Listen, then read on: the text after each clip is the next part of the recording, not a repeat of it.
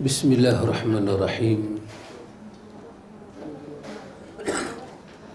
Alhamdulillah wa bihi nasta'in wa nusalli wa nusallim ala habibina Muhammad asyrafil anbiya'i wal mursalin wa ala alihi wa sahbihi ajma'in. Allahumma ati nafsi taqwaha wa zakkiha anta khairu man zakkaha anta waliyuha wa maulaha. Amin. Allahumma amin. Amma ba'du. Ikhwatul iman, ikhwatul fiddin, a'azakumullah wa uhibbukum fillah. Usikum wa iyaya bitaqwallah faqad faza man ittaqa. Alhamdulillah ikhwan, a'azakumullah, dengan limpah kurnia daripada Al-Qahar, Al-Jabbar, Al-Azim, kita menyambung bacaan Riyadhus Salihin jilid yang kedua pada muka surat 316. Kita masuk bab, kata Al-Imam Nawawi, bab karahatul hadis ba'dal isya'il akhirah. Diterjemah dengan perkataan bab tentang makruh berbicara sesudah solat isya'. Diterjemahkan dengan yang dimaksud dengan makruh berbicara sesudah solat isya' di sini adalah sebagai berikut. Apabila apa yang dibicarakan itu termasuk sesuatu yang boleh dibicarakan, maka hal itu boleh juga dibicarakan sesudah solat isya'. Kedua, apabila apa yang dibicarakan itu termasuk sesuatu yang haram atau makruh, maka membicaranya sesudah solat isya' itu sangat haram dan sangat makruh. Yang ketiga, bila apa yang dibicarakan itu termasuk sesuatu yang baik, seperti menyampaikan pengajian, mengajarkan akhlak yang mulia, berbincang-bincang dengan tamu dan lainnya sebagainya, maka hal itu tidaklah makruh, bahkan sunnah. Jadi penulis kata bab ini merujuk kepada 3 perkara inilah. Apa-apa yang menjadi perkara yang boleh bercakap, allazi yakunu mubahan fi ghairi hadzal waqti fi'luhu wa tarkuhu sawa'un. Apa yang memang boleh bercakap, hukum dia harus, maka lepas daripada sembahyang isyak dia kekallah dengan hukum harus bercakap. Apa-apa yang menjadi tak boleh bercakap, benda-benda tu termasuk dalam benda yang haram, benda yang makruh. Makruh ni pula makruh lebih condong nak jadi makruh tanzih, makruh yang nak condong kepada haram. Maka apabila pertama larangan itu haram ataupun makruh yang berat, kemudian larangan itu bertembung pula dengan waktu yang dilarang, maka dia menjadi lagi berat larangan itu, lagi berat larangan itu. Tetapi kata penulis, kalau sekiranya hadis itu wa amal hadis fil khair, lepas isyak kita bercakap hadisul khair, perkataan yang baik-baik, seperti mana kamuzakaratul ilmi, kita muzakarah ilmu, berbincang pasal ilmu, ataupun wahikayatil salihin, kita membaca hikayat-hikayat sahih tentang orang-orang salih, seperti kita baca Siyar Alam An-Nubala berkenaan dengan riwayat orang-orang yang salih, atau seperti Makarimil Akhlaq, kita bercakap tentang kesantunan akhlak, ataupun wal hadithu ma'a dhaif, kita ada tetamu, lepas isyak kita sembang dengan tetamu kita, ataupun wa ma'a talabil hajah, kita menguruskan orang yang ada keperluan, wa nahwa zalik fala karahata fihi. Yang macam ni semua tidak dimakruhkan. Walaupun ada hadis yang kata tak boleh, tapi kesemua ini telah ma'ruf kata dia boleh, dengan bahkan bal huwa mustahabbun, bahkan benda itu dituntut, benda itu sangat dituntut. Al-Imam Nawawi, kita jangan lupa ikhwan, Riyadhus Salihin adalah kitab berkenaan dengan adab. Maka adab, satu orang nak jaga adab, nak jaga diri, nak jaga marwah, nak jaga akhlak, lepas isyak tak usah keluar rumah. Termasuk ustaz. Duduk diam-diam di rumah. Yang tu confirm selamat. Betul Udin? Udin setuju? Confirm selamat. Lepas isyak, habis maghrib, kerja kita mengaji, balik isyak, tak usah keluar dah. Tentu kita selamat. Tapi soalan tu timbul, kita boleh kalau begitu? Kalaulah sunnah ni kekal, lepas isyak kekal, tak boleh bercakap. Agak-agak kita yang hidup pada milenium ini akan jadi apa? Semua stres, semua jadi gila. Tak boleh, tak boleh. Mamak tak boleh buka 24 jam, toyang tak boleh menega. Menega orang tak ada, orang mengaji semua tak pergi. Kebetulan tempat-tempat ni yang menjadi pengimarah mereka orang mengaji. Orang mengaji yang memajukan perniagaan orang. Orang-orang yang hak lelai ni, mereka ni masuk kedai bermusim, macam musim bola. Mereka masuk lain, jarang dia masuk kita kan. Lepas mengaji kita lapar. Kadang lepas isyak, dis tak ada makan, habis. Kita keluar, kita pergi cari makan. Kena tersek. Rumah tersek. Kena rumah tersek.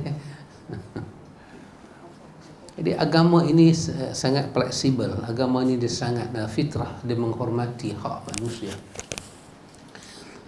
Maka kerana dia berkenaan dengan adab, kita semua bersetuju. Kita semua bersetuju satu perkara, apa yang disebut dalam hadis apa yang disebut di dalam hadis Nu'man bin Bashir, hadis Bukhari, hadis Muslim dan selain daripada Bukhari dan Muslim.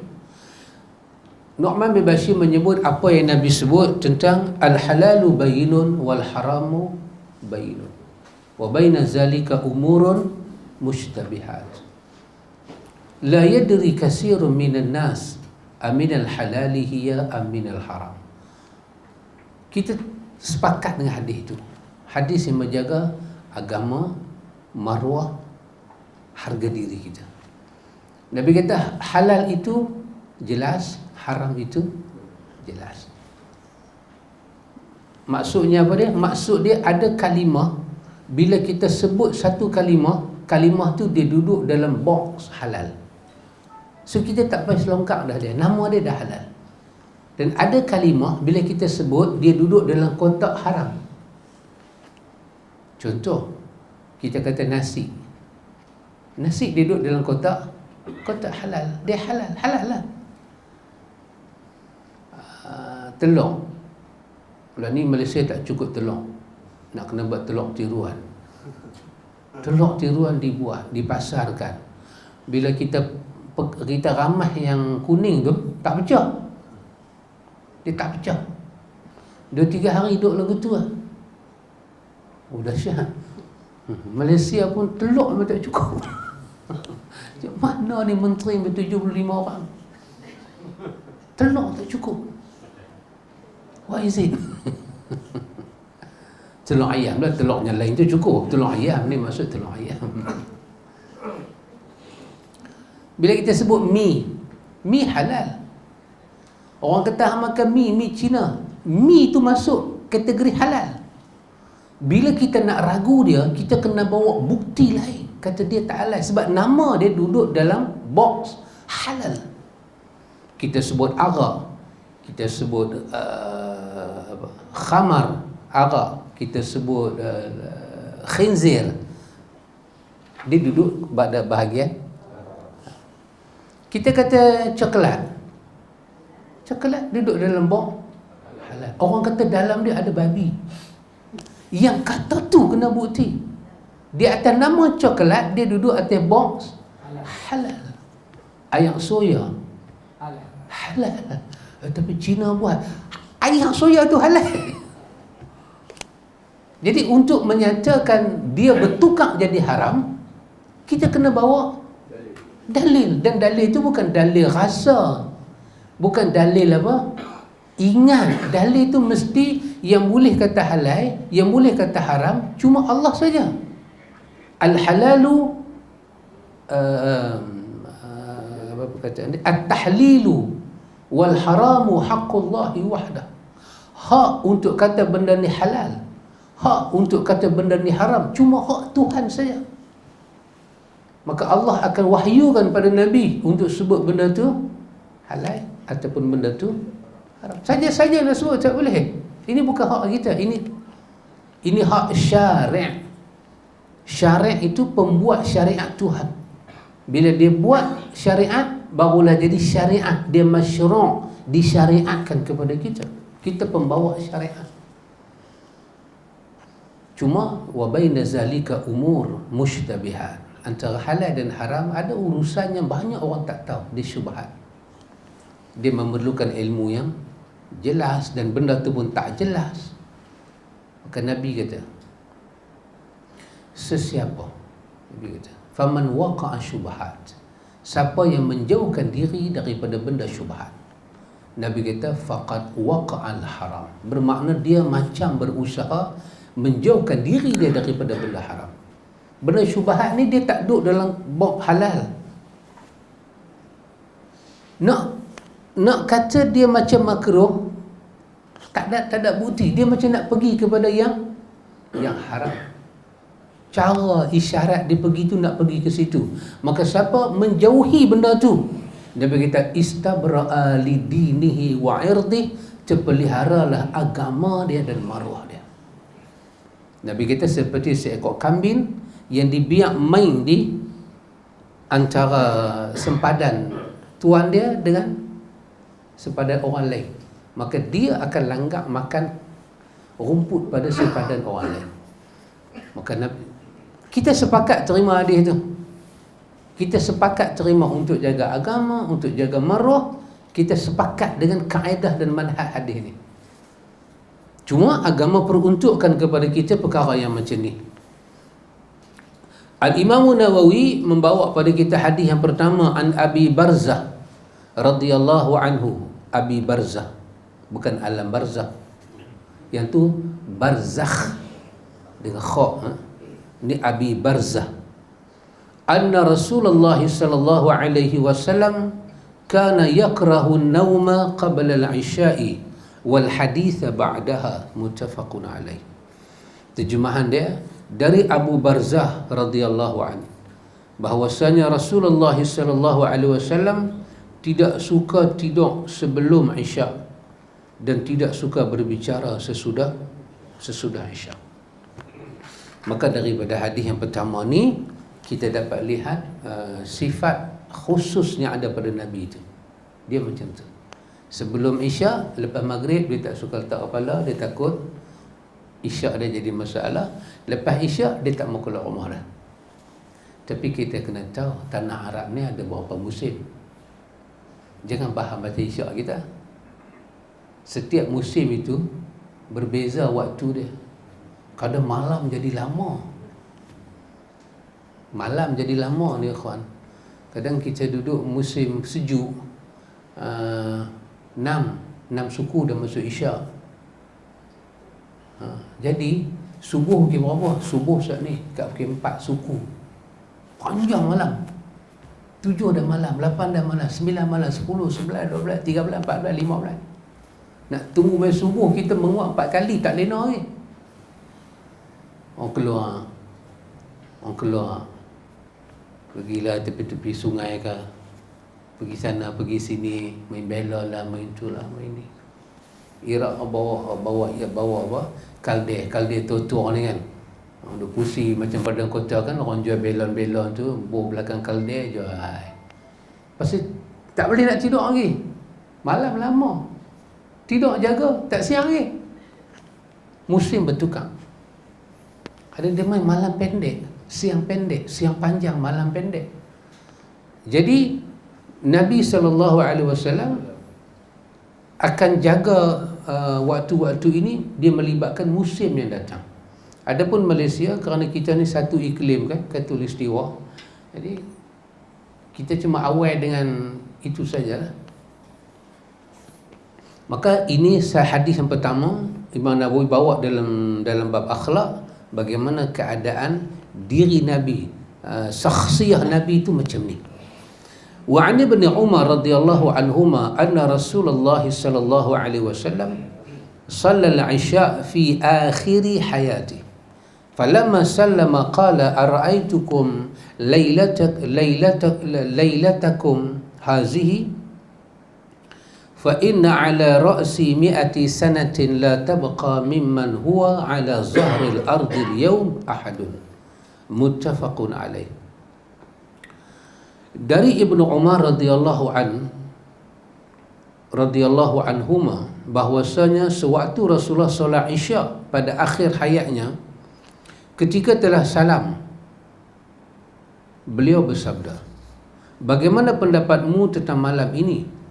Sesungguhnya 100 tahun lagi tidak akan ada seorang pun dari orang-orang yang sekarang ini akan hidup. Hadis yang pertama tadi, hadis Abi Barzakh, ulama kita kata itulah Nabi kalau dia tak ada urusan apa-apa. Itulah dia kalau dia tak ada urusan apa-apa. Dia sembahyang di masjid, habis dia sembahyang, dia masuk rumah dia tak keluar dah. Kalau tak ada urusan apa-apa, itulah dia. Hadis yang kedua ni, para ulama kita kata Nabi jika ada urusan, jika ada benda penting yang masuk dalam perkara ketiga tadi yang dia buat nota di atas tu, termasuk di dalam pengajian, pelajaran, akhlak, bincang ilmu, maka inilah dia. Dia rasa ada benda nak cakap. Habis-habis bagi salam, kata Ibnu Umar, terus Nabi kata, Nabi kita, hampa rasa malam ni malam macam mana? Aku nak bagi tahu satu benda kat hampa. 100 tahun ke depan, seorang daripada kita ni tak akan hidup siapa. Siapa pun tak akan hidup. 100 tahun ke depan, tak ada siapa akan hidup. Semua kita akan meninggal. Dunia ni akan diwaris kepada orang lain.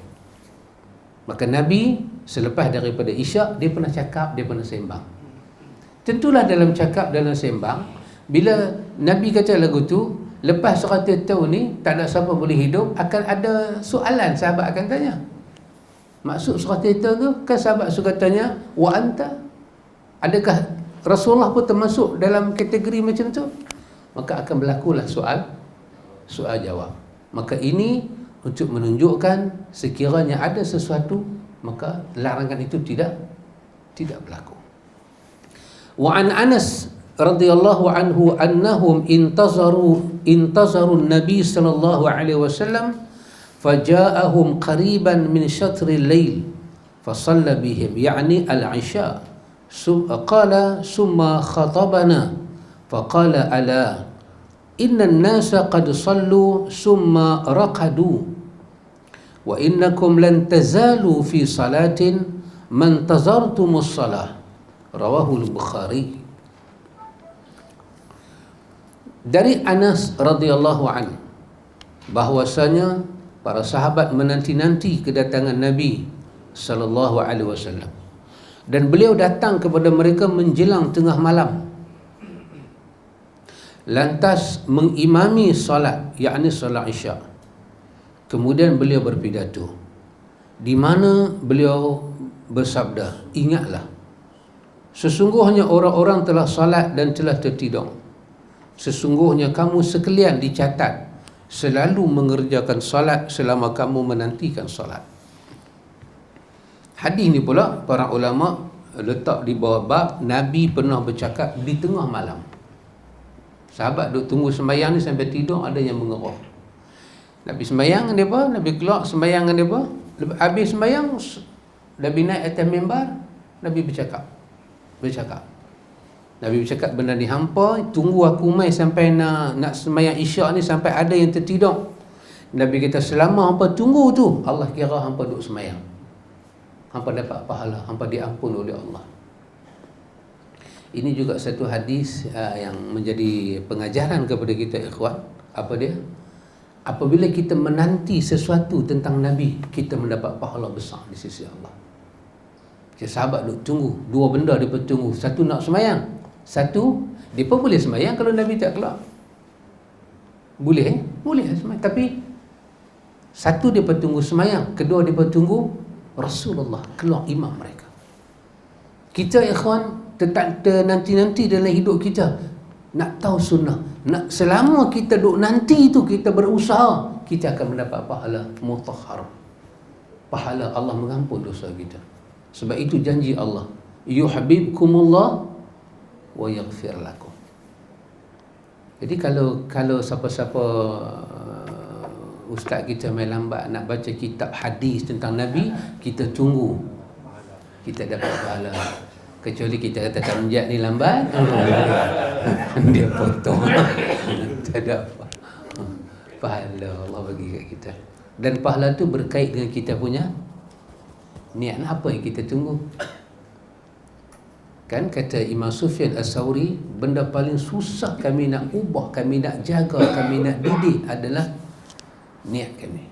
Kami nak letak niat kerana Allah depan tu susah.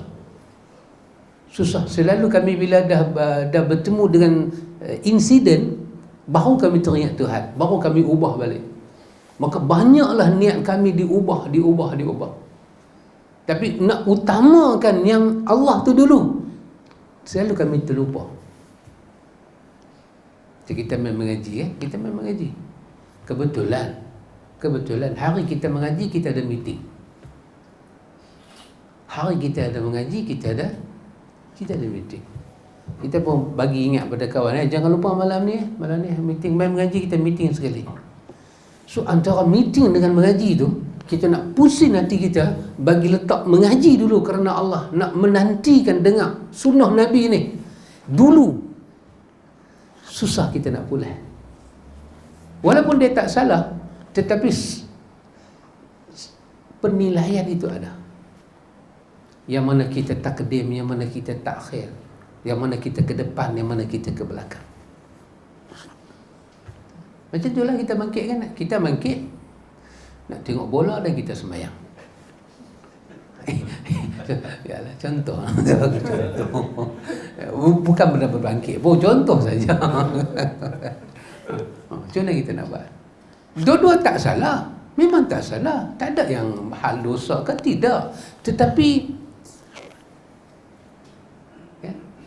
kita ni kadang-kadang kita bagi kat siapa dulu, kita ada something di tangan, kita bagi kat siapa dulu, itu menarik perhatian orang yang terima. Begitu dalam banyak orang, dia bagi kat aku dulu, kita rasa tambah yang bagi itu somebody. Dan banyak orang sebut nama aku. Jibril nak balik, lepas turun ayat Quran, Jibril nak balik. Masa Jibril nak balik, Jibril kata sepatah kat Nabi. Jibril kata, Muhammad, surah ni, surah Lam Yakun ni, bacakan kepada Ubay bin Ka'ab. Baru dia balik. Dia naik. So, dah habis dah. Nabi panggil Ubay. Nabi kata, Ubay, Jibril suruh aku baca surah ni dekat hang. Surah ni bukan turun kat hang, turun kat aku untuk semua kita. Tapi Jibril sebut nama hang. Kata Ubay, Jibril sebut nama aku. Jibril sebut nama hang. Kalau Jibril tak sebut, maksudnya nama kita Jibril tak sebut kan, tetap surah tu untuk kita. Tapi bila disebut, diutamakan, diingat, dinobatkan, wow, ini satu ya. Mulut kita tak kata apa, tak ada action apa-apa, tapi hati kita mendahulukan satu benda.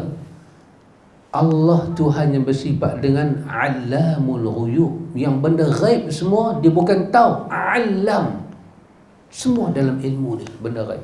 Alimul ghaibi wasyahadah, yang syahadah dia tahu, yang nyata dia tahu, yang ghaib dia tahu. Bahkan dalam ghaib ini Alamul Ghuyub, sangat menguasai pengetahuan benda ghaib, melibatkan hati kita.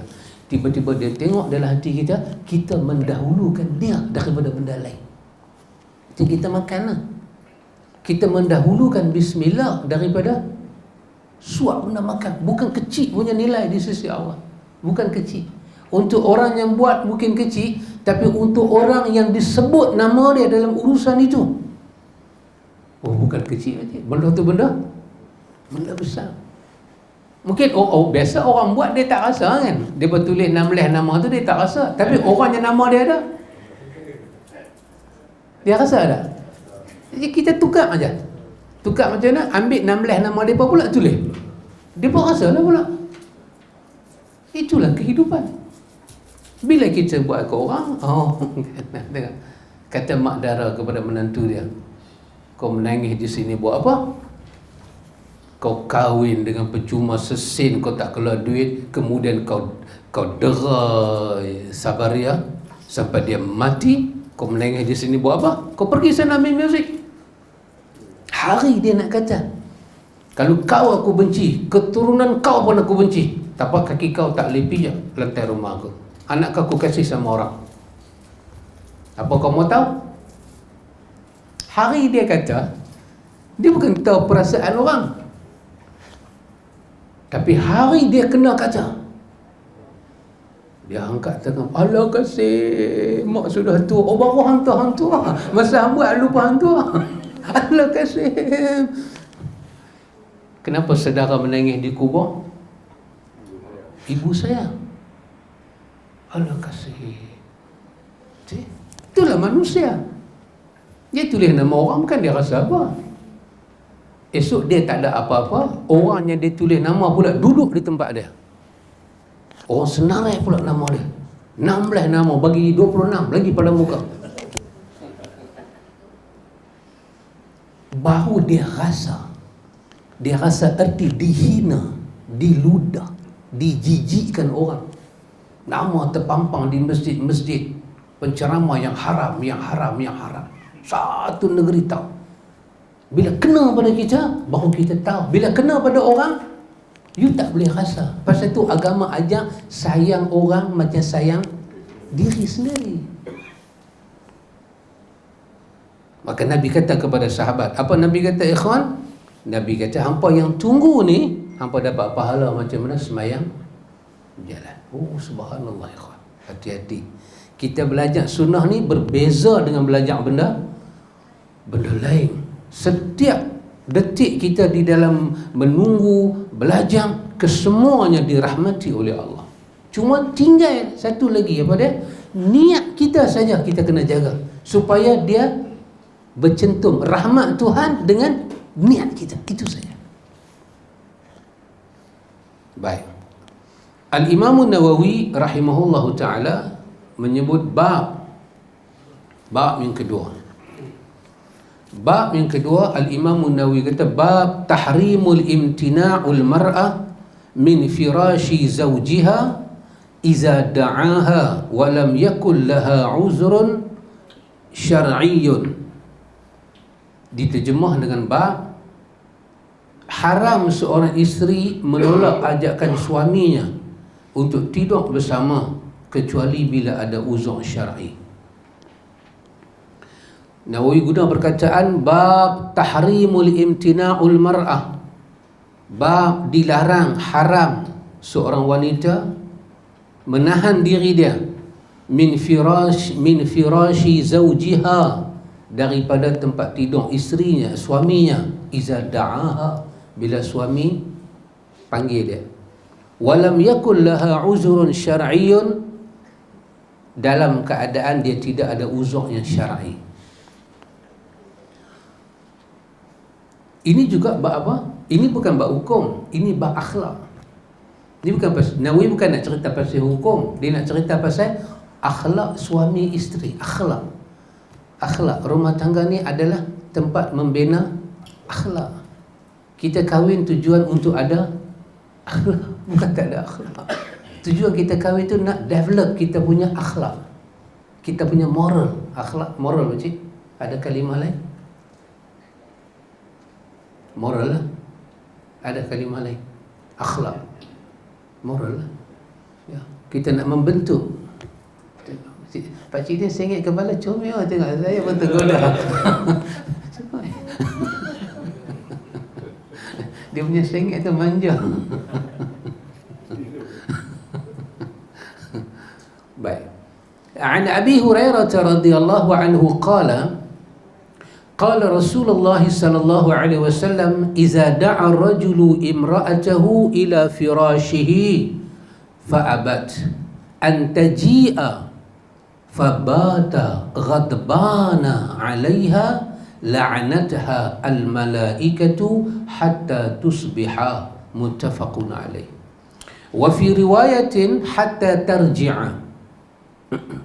Terjemahan dia dari Abu Hurairah radhiyallahu anhu, dia berkata Rasulullah sallallahu alaihi wasallam bersabda, apabila seorang suami mengajak isterinya untuk tidur bersama, kemudian isterinya enggan untuk memenuhinya, kemudian suami itu bermalam dalam keadaan marah terhadap isterinya, maka isteri itu dikutuk oleh malaikat sampai pagi. Hadis riwayat Bukhari dan Muslim. Dalam riwayat lain dikatakan sampai isteri itu mendatangi suaminya. Kita cantumkan dua hadis ini. Bab yang berikutnya adalah babu tahrimu saumul mar'ah tatawu'an wa zawjiha hadirun illa biiznih. Diterjemah dengan perkataan haram seorang isteri, bab haram seorang isteri mengerjakan puasa sunnah sedangkan suaminya ada di rumah kecuali atas izinnya. An Abi Hurairah radhiyallahu anhu anna Rasulullah sallallahu alaihi wasallam qala la yahillu limra'atin an tasuma wa zawjuha shahidun illa biiznih wala ta'dhana fi baitihi illa biiznih muttafaqun alaih. Terjemahannya dari Abu Hurairah radhiyallahu anhu bahwasanya Rasulullah sallallahu alaihi wasallam bersabda, seorang isteri yang suaminya ada di rumah tidak dibolehkan mengerjakan puasa sunat kecuali atas izinnya, dan isteri itu tidak dibolehkan untuk mengizinkan seseorang masuk ke rumah kecuali atas izin suaminya. Ini dua hadis berkenaan dengan akhlak di dalam rumah tangga. Perkataan yang diangkat dalam hadis ini iza da'a, hadis yang pertama tadi iza da'a rajulu imra'atah. Iza da'a diterjemah dengan perkataan ajak, mengajak. Iza da'a, tak mesti suami cakap dengan mulut, tetapi suami menunjukkan isyarat. Dia nak kepada isteri dia ila firashi. Firash di sini secara susunan ayat dia jadi kinayah. Dia jadi ayat kinayah. Apa kinayah? Sindir. Dia kinayah. Sindir lah, saya rasa makna dia sindir kot. Dia menyindir kepada makna jima. Nabi tak guna perkataan jima kerana Nabi pemalu. Nabi sebut firash. Bukan maksud mai teman aku tidur, bukan maksud yang tu. Maksud dia suami tu ajak dia, bagi isyarat suami tu nak bersama dengan dia. Fa'abat. Perkataan fa'abat maksud dia ditunjuk dia punya ketegak. Fa'abat, ditunjuk dia punya ranggi. Fikirlah, bukan dia buat kerja tu ada hai. Ni dia saja. Macam pasal siapa suruh makan tunjuk lagi?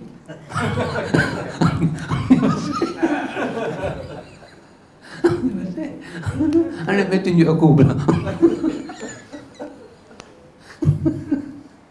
Suruh makan buah amra.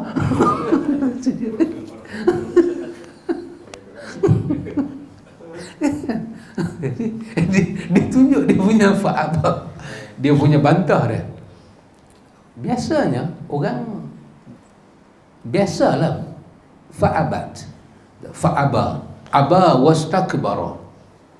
Dia tunjuk enggan dia, bukan biasa-biasa, dia akan tunjuk dengan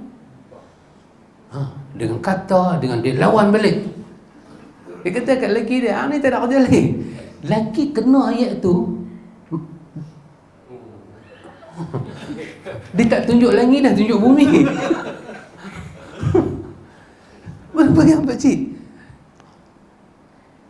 Kena ayat lagu tu. Tak nak kerja lain. Baca ni malam Jumaat ni pergi baca Quran lah. Kita kena ayat tu. Kita jadi macam syndrome Down. Muka dah nak berubah jadi bulat, comel, cantik ya pakcik. Dia membunuh semangat kita. Fa'abat. Wanita tu tunjuk dia punya degil dia, keras kepala dia. Dia tunjuk dengan perbuatan dia, dengan ayat-ayat dia pakai. Maka apa jadi? Suami tu fabata ghadbana 'alaiha. Suami tu tidur dalam keadaan marah. Ya, dia kecil. Bukan kata kecil. Kecil. Dia kecil hati. Ada kecil hati. Taklah sampai terjun flat, taklah sampai kau tu. Tapi dia macam sayu hati dia rasa. Ada suami ghadban. Dia simpan marah. Dia simpan. Dia tak puas hati. Sebab dia bukan nak ajak ni, dia ajak nafsu dia hidup. Kalau tragedi itu berlaku dan disaksikan oleh para malaikat, Nabi kata la'anatha al-malaikah. Malaikat tak laknat suami, malaikat mendoakan tak baik pada isteri itu. Salah satu doanya malaikat kata apa? Ya Allah, gantikanlah isteri dia. Gantilah dengan bidadari. Dia ni tak layak jadi. Doa malaikat. Doa malaikat. Doa malaikat ni kabul. Kalau malaikat baca doa, malaikat kata amin, kabul. Nanya pun balik. Malaikat kata wa abdilhu zaujan min zaujihi, gantilah isteri dia dengan isteri yang lebih baik di dalam surga. Kek surga tak apa kek. Jangan ganti di dunia. Mana? Kan Ibn Qayyim kata setiap yang akan dapat dalam syurga dapat dunia juga.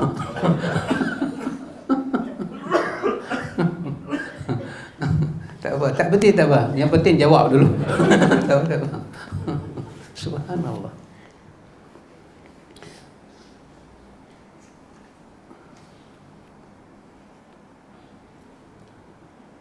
Ada ulama kata tragedi ini pasal hadis tu kata hatta tusbiha, benda tu akan sampai subuh, sampai kepada waktu subuh. Maknanya sebahagian ulama kita kata panggilan itu tertentu pada waktu malam saja, bukan waktu siang. Maka malaikat suami panggil sebelah malam nak bersama, dia tak mau, maka sampai subuh besok dia akan kena. Kalau sebelah siang suami panggil dia tak mau, jadi tak ada lah istilah sampai subuh. Kalau sampai subuh lama dia kena kutuk. Tapi ada para ulama kata tak, yang ini cuma simbolik saja, kinayah. Masa itu adalah masa yang dia tidak dirahmati oleh Tuhan. Dia tidak dirahmati oleh Tuhan. Baik, kenapa demikian ikhwan? Pertama ikhwan, kita kena tahu, ini kita duduk ulang selalu ayat 21 surah Ar-Rum. 21 surah Ar-Rum kan? Allah sebut tentang wa min ayatihi, daripada tanda kebesaran Tuhan. Apa dia? Allah menciptakan an khalaqalakum min anfusikum azwajan. Allah cipta daripada diri kamu pasangan hidup kamu. Itu merujuk kepada Adam. Daripada Adam Allah cipta Hawa. Daripada diri. Maknanya wanita tu daripada diri kita, Hawa daripada diri Adam. So kalau Adam dia nak kepada Hawa, bermakna dia nak kepada tabiat fitrah diri dia. Maka diri dia tak patut menolak diri dia. Apanya Allah cipta? Allah Ta'ala katakan azwajan litaskunu ilaiha, pasangan yang kamu condong hati pada dia, yang kamu condong hati, yang kita akan pilih sebagai pasangan, laki-laki sama, perempuan sama, yang kita ada, kita taskunu, condong hati, hati kita berpihak, hati kita akui dia. Lepas tu waja'ala bainakumul mawaddah. Allah jadikan antara kamu itu mawaddah, hubungannya lebih rapat. Kecondongan hati itu dah ada perasaan, tapi Allah rapatkan lagi. Mawaddah, kasih sayang yang tinggi. Warahmah, dan curahan kasih sayang lagi. Kesemua ni kata Allah, inna fi zalika la ayatin liqaumin yatafakkarun. Semua ni ada tanda kebesaran bagi kaum yang mau berfikir. Jadi rumah tangga ni ada sakinah, ada mawaddah, ada rahmah. Kalau ketiga-tiga ni tak dapat dipertahankan, maka rumah tangga itu wajar dibubarkan. Bubar, jangan bertahan. Bila tak ada sakinah, kita duduk dalam rumah, kita tengok pasangan kita, hati kita tak tenang. Hati kita tak tenang, tak condong, tak rasa dia boleh take care kita, dia boleh share macam-macam benda dengan kita, tak rasa, kita tak rasa. Dah kosong dah hati kita. Apa? Orang putih kata apa? Kecondongan ini tenden apa? Tendency. Kecondongan kita. Tak ada. Kita tengok dia, tak ada apa. Hang balik pun tak apa, hang tak balik pun alhamdulillah. Hang balik pun aku tak dapat apa, hang tak balik pun aku tak korang kat mana. Daripada panggil abang, panggil nama. Daripada panggil nama, panggil hang aku. Daripada hang aku, panggil bewak. Bewak tu tak balik lagi. So, hilang apa? Hati tu dah tak ada ke situ. Bermakna gugur satu daripada rukun rumah tangga. Kalau yang ni tak ada, mawaddah akan hilang. Mawaddah ni apa dia? Kasih sayang yang lebih rapat. Imam Qurtubi dalam tafsir dia, perkataan mawaddah diterjemah dengan jima. Punya rapat suami isteri ni sampai mereka berhubungan badan. Punya rapat. Maka kalau sakinah tadi hilang, agak-agak mawaddah boleh ada. Mawaddah dengan senyum, dengan kasih. Mana-mana boleh dengan marah memang. Ni celaka mai sini. Mana boleh lagu tu? Aku tak abang lama dah mai sini. Mana boleh lagu tu? Tarzan pun tak buat lagu tu. Tak boleh. Mawaddah. Pakcik dia kata macam Tarzan. Tak. Tarzan ni dia masa lain dia Tarzan. Orang main gusti. Angkat orang Bali sana berdebar-berdebar. Perempuan pun main gusti. Laki dia tak balik. Semua orang dipukul. Laki dia tak pukul. Mawaddah, rahmah, sakinah. Tapi kalau sampai tak ada benda tu, tengok ujung tu akan hilang. Apa dia? Rahmah. Hamka kata dalam tafsir dia, rahmah ni apa dia? Rahmah ni kasih sayang sepanjang hidup tu hilang. Bila kita pelan berumur, pelan tua, kita tengok pasangan kita, kita belah, kita terharu, kita ingat dia punya jasa, dia punya pengorbanan, sedih dia, sayang dia. Kita ingat dia punya sacrifice dalam hidup kita ni. Oh, dahsyat. Rahmah, bila tu semua Tuhan cabut daripada hati kita. Kita tengok dia, kita nampak kita letih. Kita tengok dia, kita nampak kita susah. Kita tengok dia, kita nampak modal kita yang keluar. Dia ini kerja tak ada apa. Bawa perut, pergi sana, pergi sini, apa pun tak ada. Aku yang duduk. Hilang rahmah. Dia tengok kawan tu tidur, dia bangkit, esok pagi, oh dia kata tak mati lagi. Ingat tidur habis nafas dah. Hilang apa? Hilang rahmah. Kawan tu minta ayak, dia tak nampak rahmah. Punca apa dia? Punca sakinah. Rumah tangga tiga-tiga ni kena. Makin tua, makin kita kesian kat dia. Ya Allah, tua dah nak. Ya Allah, tua dah. Dulu, ya Allah, dulu masa muda dahsyat dia jaga kami. Dulu masa muda dahsyat dia berkorban untuk kami. Teringat. Teringat. Kerana rumah tangga ni, ikhwan, kita teringat apa yang disebut. Kita kahwin, nak baca sikit lagi kan, nak tukar dia ikut suka.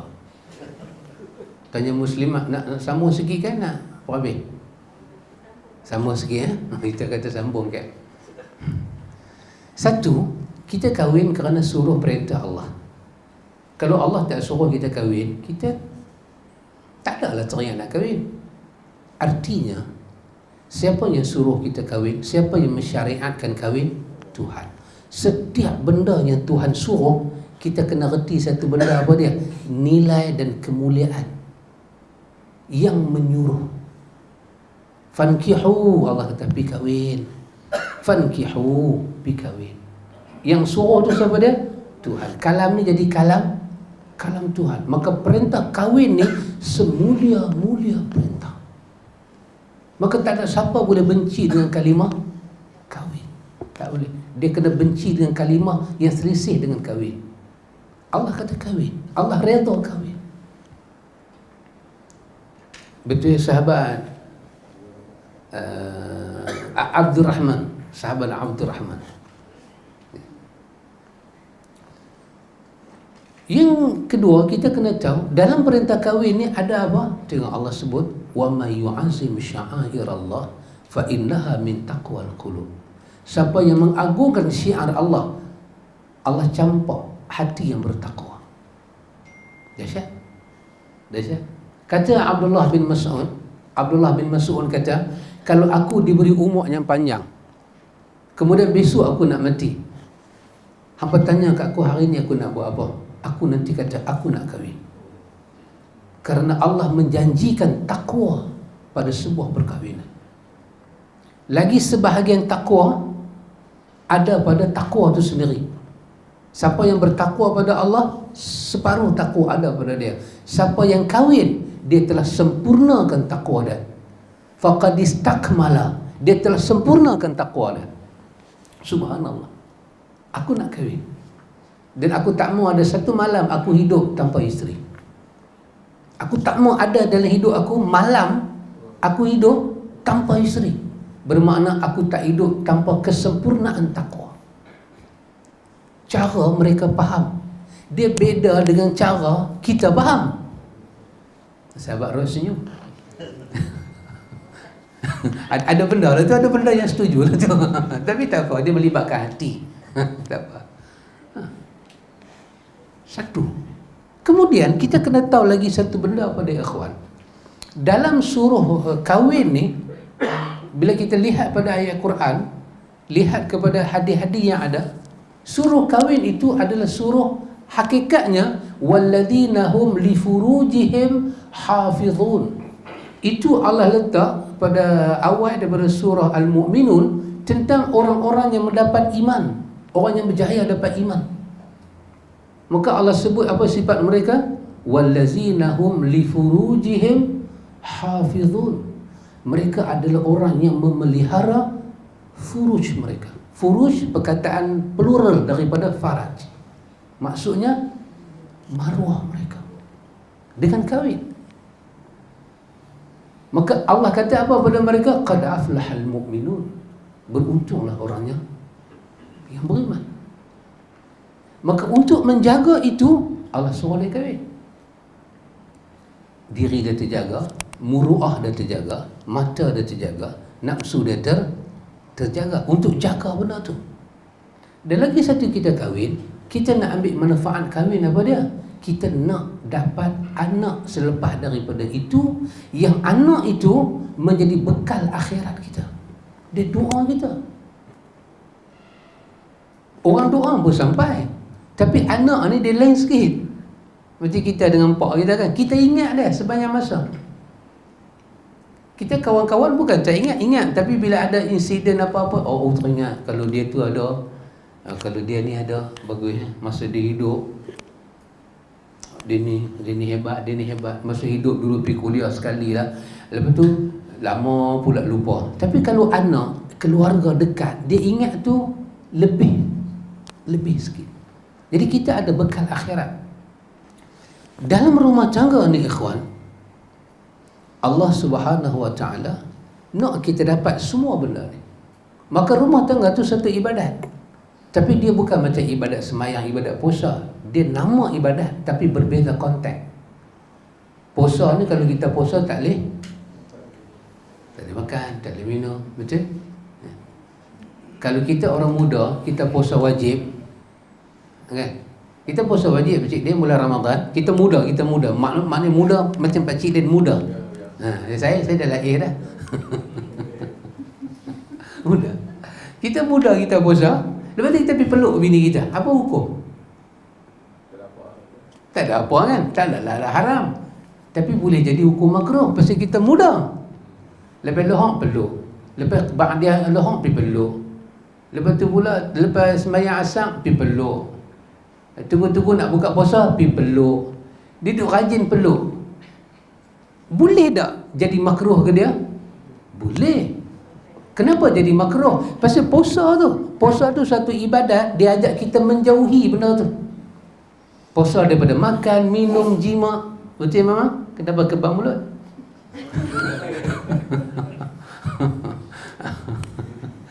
Relax Mama, relax, tak ada apa. Relax. Saya nak bagi tahu 2-3 perkara ni saja. Kita pun semayang. Semayang ibadat. Tapi apa ada dalam semayang? Dalam semayang tak boleh cakap. Tak boleh cakap. Tak boleh berjalan. Tangan tak boleh pergi rata. Duduk kiam lagu tu. Selagi tak habis semayang, duduk lagu tu tangan. Mata tak boleh tengok rata. Tunduk, atau tengok ke depan, atau pejam mata. Itulah tabiat orang semayang. Pejam mata lah senang. Senang pejam mata. Walaupun Ibnu Qayyim kata makruh, pejam mata lah senang. Tak nampak apa. Ataupun tengok bawah. Ataupun tengok depan. Semayang. Baca Quran. Kalau kita tengah baca Quran, apa aktiviti kita? Ada wudu, tutup aurat, menghadap kiblat, baca je Quran, tak diselangi oleh apa-apa, tak mau ada gangguan. Itu ibadat semayang. Rumah tangga dia satu ibadat, tapi dia punya ibadat corak dia lain. Corak dia apa dia? Corak dia menjaga nafsu. Corak dia mendidik mata. Maka Quran kata pada surah An-Nisa ayat ke-19, Allah kata wa'ashiruhunna bil ma'ruf. Dalam sebuah rumah tangga, kau gaulilah pasangan engkau, isteri engkau dengan cara yang paling baik. Ya. Maksud ibadat dalam rumah tangga jangan dipaham sepanjang masa semayang. Ni kami rumah tangga sunnah ni, hampak sejadah duha. Habis duha buka Quran. Habis tutup Quran, subhanallah, subhanallah, subhanallah, subhanallah. Pasal apa? Rumah tangga sunnah. Isnin Khamis puasa. Laki ada puasa, laki tak ada puasa. Bini ada puasa, bini tak ada puasa. 13, 14 puasa. Tu cari lagi hari boleh puasa.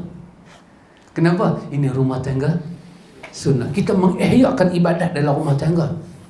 Nanti saat puasa bagus, tapi rumah tangga, sebuah rumah tangga, semayang tak boleh merosakkan rumah tangga. Puasa tak dibenarkan rosak rumah tangga. Pasal itu datang hadis nombor 2. Jangan ada puasa yang boleh merosakkan rumah tangga, kecuali puasa Ramadan saja, kecuali semayang fardu saja. Ni satu orang perempuan nak pergi semayang sunat, Nabi guna nak pergi puasa sunat, Nabi guna perkataan la yahillu, tak halal. Nabi guna perkataan tak halal bagi wanita antasuma wa zawjuha syahidun. Dia nak pergi puasa sunat sedangkan suami dia syahidun, dia ada dengan dia, melainkan dengan izin suami dia. Kenapa? Kerana sebuah rumah tangga tazkiyah mata, tazkiyah jiwa, tazkiyah ruh, tazkiyah nafsu nak letak di tempatnya Allah redha.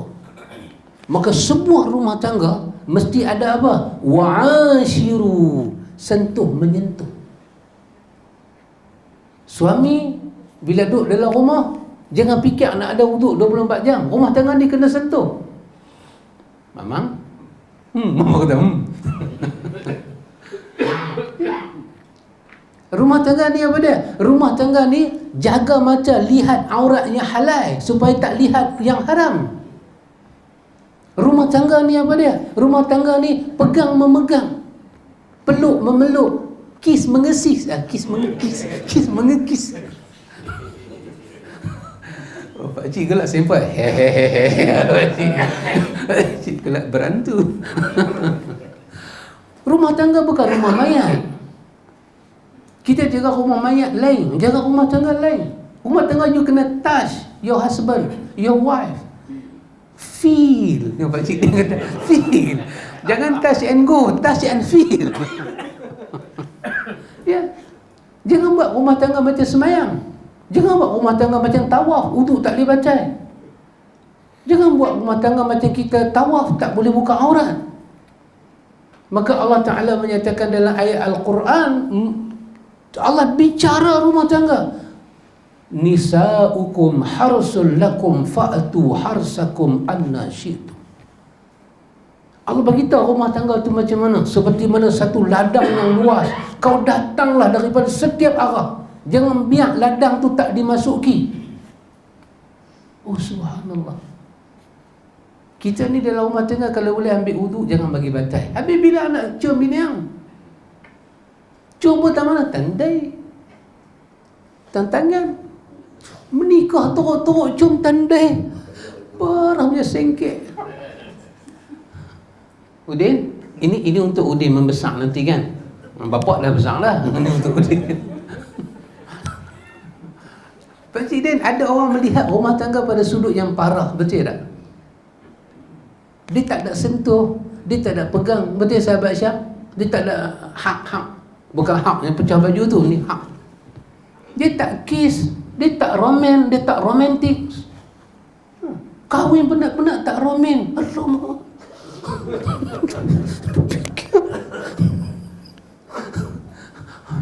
Kahwin buat apa? Kahwin nak jaga mata, nak kena tengok aurat isteri.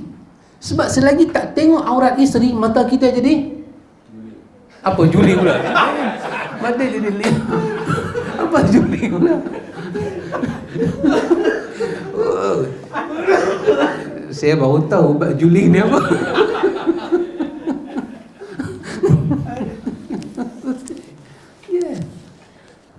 Jangan buat rumah tangga macam rumah mayat. Biar pom tak ada, kosong. Baca Quran, puasa. Kenapa isteri kena minta izin nak puasa sunat? Bukan kata puasa sunat, ulama fiqh bahas isteri nak qada puasa Ramadan. Dan masa dia nak qada tu, dia dengan Ramadan yang nak mai tu masih ada senggang masa panjang. Dia nak qada pun dia kena minta izin suami dia. Kalau masa tu panjang, boleh qada lain-lain lagi, tak masuk lagi Ramadan, bini dia kata, suami dia kata jangan, maka dia tak boleh puasa.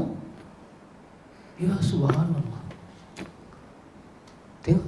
Dan kalau isteri tu puasa juga sunat, dia puasa-puasa baru dia abang. Puasa time sembahyang duha baru dia abang. Laki dia mai kat dia nak sembang dengan dia, suruh dia buat kopi, dia abang, ai puasa. Maka laki dia boleh menceroboh puasa dia, tidak berdosa. Subhanallah, benar nengok. Oh, baru tahu ni. Macam baru tahu. Go ahead, benar, go ahead. Cari kopi tunjuk lagi.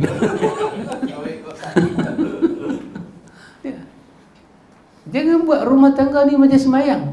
Semayang lah. Puasa lah. Tapi jangan ambil pengaruh semayang masuk dalam ibadat rumah tangga. Rumah tangga ni ada konsep ibadat dia sendiri. Jaga nafsu isteri, jaga nafsu suami, pandangan, supaya benda-benda salah tak masuk. Maka macam mana nak protect sebuah rumah tangga, sahabat Roy? How you protect? Rumah tangga orang putih kata apa? Apa tu? Oh, marriage life. Yeah. You protect your marriage, your life. How you protect? I ask you, how you protect? Give your opinion. After you have a knowledge about this, now you have a knowledge. Is it true?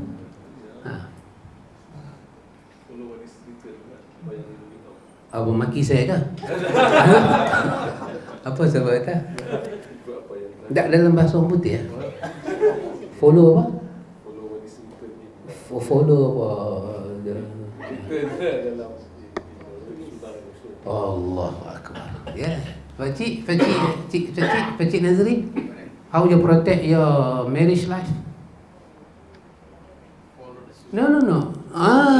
Answer the question with your knowledge. Ustaz Samsul, how your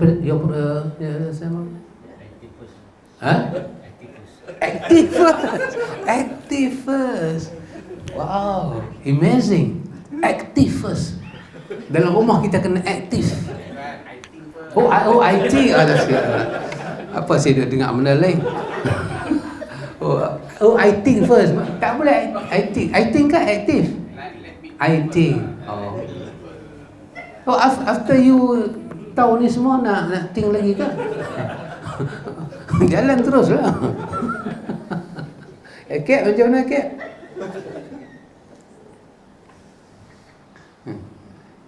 Agak-agak suami isteri duduk, seorang duduk ujung cushion, seorang duduk ujung cushion. Kan? Duduk pun pakai selendang, lagu tangan pun bawa dalam. Kita keluarga sunnah. Sembang lagu tu ke? Memang? Tunggu lagi. Don't apa? Maksudnya? Jangan malu-malu. Ya betul. Abang nak agree? Agree. Pakcik Din? Saya nampak Pakcik Din? Are you here? Pakcik Din macam tumpu. Saya nak Pakcik Din. Think ke? Action ke? Buat natural lah. Natural. Rumah tangga natural dia macam mana? Macam mana? Biasanya kalau nak rasa nak kolok lah. Ya, kalau main dia punya chef tu.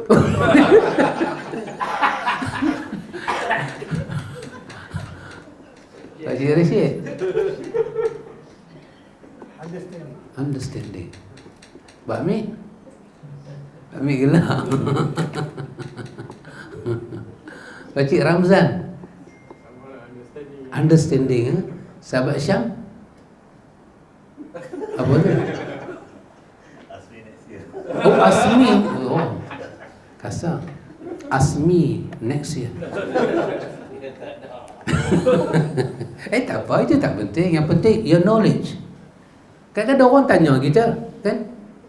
Orang tanya kita masalah rumah tangga. So kita kena jawab rumah tangga dalam konteks ibadat rumah tangga. Jangan jawab konteks semayang. Itulah hang tak rajin semayang duha, lepas itu rumah tangga hang panas. Hang baca Quran tak dalam rumah tangga hang? Ya, baca Quran, tapi konteks sebuah rumah tangga bukan di situ. Dia kasih sayang. Kasih sayang dalam bentuk apa? Sakinah, dalam bentuk mawaddah, dalam bentuk rahmah. Dan benda tu dia main berurutan. Ada sakinah, mesti ada mawaddah. Ada mawaddah, mesti ada penghujung dan rahmah.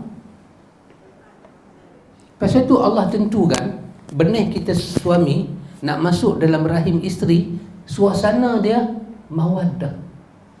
Hang senyum, aku senyum. Benci tak ada langsung dalam hati. Marah tak ada langsung. Baru nak jadi zuriat. Dia bukan dengan benci, dengan prasangka, buruk sangka. Sentuh bini dia dengan muka cengih. Dia ingat bukan-bukan. Tak ada. Kita habis bersama dengan isteri, kita sonok. Kita fly. Pasal apa? Rahmah, mawaddah. Dia habis bersama dengan isteri kan, jadi cengih. Tolak kata, celaka habis sana. Mana ada marah? Kalau dia marah bermakna tak betul. Itu bukan rumah tangga. Itu bukan rumah tangga. Maka rumah tangga ni kena touch, kena hug, kena kiss, kena take care. Bila kita hug tu, heart to heart. Your inner feeling, domer, masuk dalam hati dia. Perasaan dia masuk dalam perasaan kita. Itulah sebuah. Boleh sembahyang sunat, boleh puasa sunat, tapi semua itu tidak boleh melanggar rumah tangga kita. Kena kekalkan sembahyang di tempat sembahyang. Sembahyang bukan di tempat penceroboh rumah tangga. Tapi ramai orang jadikan puasa sunat, baca Quran, zikir, sembahyang sunat sebagai perosak rumah tangga dia. Suami dia ada. Kalau anak baca Quran, masa suami ada, dia baca sebelah dia. Jangan baca dalam bilik. Duduk sebelah sebelah dia, tidur atas riba dia, sandang dekat dada dia, baca Quran. Isteri baca, biar. Baca dulu, amboi. Baca dulu. Dia orang tak boleh baca sorang. Tolak amzor lah sikit. Ya, itulah cara dia. Sebab orang kita faham, kata baca Quran ni tak boleh kacau, kena duduk kelepok, duduk atas sejadah, menghadap kiblat, kena pakai tudung. Orang tak boleh kacau, lelaki tak boleh mas, lagi uduk batai. Habis lelaki pula tak ada homework. Free. Tengok bini sembahyang duha, lepas duha buat duha, lepas duha buat duha. Lepas tu baca pula doa rezeki panjangnya. Habis baca, ingat nak selesai dah, buka Quran, baca wadduha pula, waqi'ah pula. Baca-baca sampai 12 suku. Laki Lena. Ruqyah pula. Zikir pagi pula. Memang zikir pagi boleh baca. Zikir pagi tak boleh merosak rumah tangga. Ruqyah lagi. Tunggu sama Allah tu. Kesian derita seorang suami. Siapa yang tahu? Tak ada. Tak dapati boleh bela. Penderitaan, kesedihan, perjalanan seorang husband. Sedih oh. Tapi husband ni dahsyat nah. Dia redha dengan suami dia, dengan lelaki bini dia. Hang semayang lah. Hang puasa aku redha. Walaupun redha dipaksa, senyum dia tengok bini dia, sejuk hati. Walaupun terbakar, sejuk hati. Sekali bila dia buat ibadat belah siang, malam mengantuk awal. Lepas maghrib duk. Laki cergah lagi. Lelaki tak buat duha. Rugi ya, orang lelaki tak buat duha, tak dapat pahala. Oh no, tak rugi. Rumah tangga tu cover pahala sebesar-besarnya. Apa kata dalam riwayat Muslim, Nabi kita pada Abi Zar, seorang isteri menyediakan diri dia untuk disentuh oleh suami dia, dan suami membuang nafsu dari situ dengan cara halal. Nabi kata apa? Nabi kata bahagian daripada pahala sedekah. Dia dapat pahala, isteri dapat. Abizar terkejut. Abizar kata melempiaskan nafsu dapat pahala. Kan Nabi tanya balik, apa kata kalau dia pergi ke tempat yang salah, tidakkah dia berdosa? Ya. Bila Nabi jawab lagu tu, tengok-tengok Abizar tak ada. Ya. Bahagian pahala ibadat ada pada ruang rumah tangga. Wanita dapat pahala puasa walaupun tak puasa, dapat pahala sembahyang sunat walaupun tak sembahyang sunat. Dengan apa? Dijaga keharmonian dia dengan suami dia, dan suami jaga keharmonian dia dengan. Kalau kita jenis suami jarang sembahyang, jarang baca Quran, kita coverlah balik pahala dengan yang ni, wa'ashiruhunna bil ma'ruf. Rumah tangga, itulah nama dia, rumah tangga. Jangan jadi rumah tangga sufi, wudu 24 jam, pakai jubah tu. Kita kahwin ni tak mau pakai baju, bukan nak pakai baju. Oh, pakcik pula sengit pula. Pakcik, kita pakai baju ni masa tak kahwin. Kita belah kahwin, tak mau pakai baju, Pakcik Den.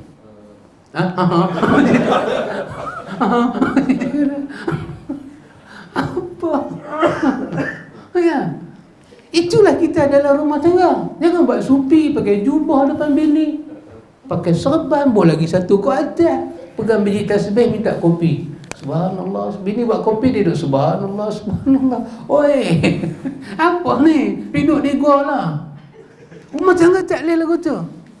Bila ada isteri, kita buka baju, tunjuk body kita kat isteri. Biar isteri tengok apa akan terjadi, tazkiyah mata dan jiwa dia.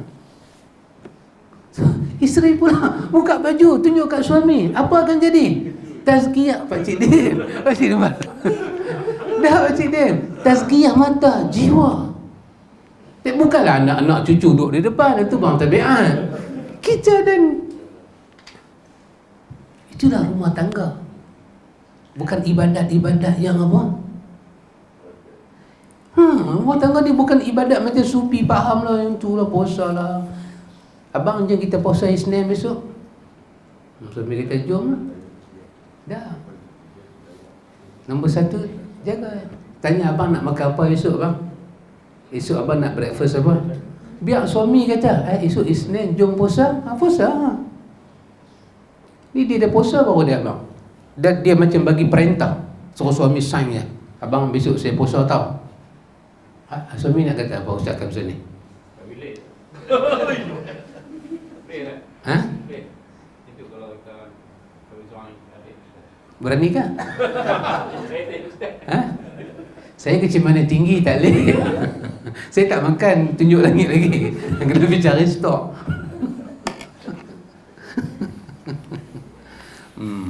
Ngandung merepek ha? Ke hadis ni kita tangguh ha? Alhamdulillah. Boleh faham nah? Sebuah rumah tangga sahabat apa? Firdausi. Boleh faham? Sahabat Haidar. Hizir, sahabat Hizir. Boleh? Alhamdulillah. Sahabat Abdul Rahman. Boleh nah? Nanti besok saya tanya soalan. Apa makna sebuah rumah tangga? Subhanakallahumma wa bihamdika asyhadu an la ilaha illa anta astaghfiruka wa atubu ilaik. Sallallahu ala nabi Muhammad walhamdulillahi rabbil